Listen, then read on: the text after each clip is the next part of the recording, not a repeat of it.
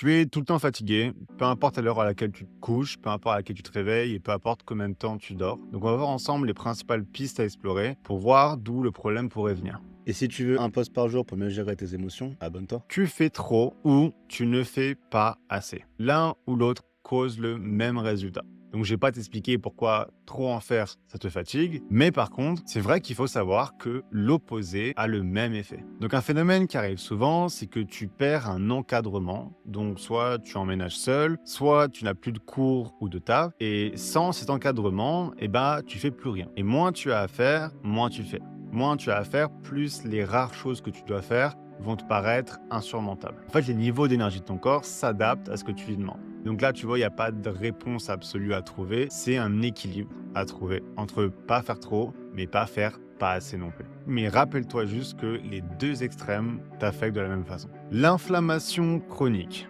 Je pense honnêtement que c'est l'une des causes les plus répandues, mais dont on parle le moins. Cette épidémie d'inflammation chronique à laquelle on est tous exposés. Donc le régime alimentaire occidental, pro-inflammatoire, y est pour beaucoup. Et ça, j'ai fait plusieurs vidéos là-dessus, mais ces problèmes d'inflammation chronique viennent très généralement de l'intestin. Ça commence avec des problèmes au microbiote, ça se finit avec une perméabilité intestinale et des pathogènes qui coulent dans ton sang à chaque repas que tu prends et donc qui alimentent cette réponse inflammatoire chronique. Donc ça, c'est un truc qui te concerne surtout si tu as d'autres pépins de santé, donc des maladies inflammatoires, voire auto-immunes, des choses comme l'apnée du sommeil par exemple. C'est un sujet à part entière, hein. Tu vas devoir explorer de ton côté, mais c'est clairement une piste qu'il faut que tu explores. Tu n'aimes pas ce que tu fais. C'est impossible d'avoir un corps en pleine forme et un corps heureux quand tous les jours tu fais un truc qui t'apporte plus de stress que de plaisir. Donc pour le coup, j'ai rien besoin de t'expliquer. Si c'est ton cas, tu vas te reconnaître directement. Mais dans ce cas-là, il y a une solution, il faut que tu te réorientes. Et si tu sais pas comment tu pourrais te réorienter ou comment le faire,